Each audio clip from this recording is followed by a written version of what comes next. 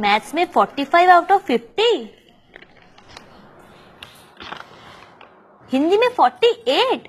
अरे वाह, हमारी मुनीजा तो काफी होशियार है। अरे ये क्या है? इंग्लिश की टेस्ट शीट। लेकिन ये खाली क्यों है? इसमें हमें कोई अपना सपना लिखना था, अंग्रेजी में।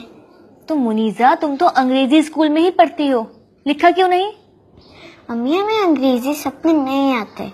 मेरे सपने में सिर्फ तुम होती हो, अब्बू होते हैं, जलेबी के पेड़ होते हैं, रबड़ी की नदियाँ होती हैं, पूरी के झूले होते हैं, खिलौने के पहाड़ होते हैं, जिन और परियां भी होती हैं, कभी कभी नाना नानी आते हैं।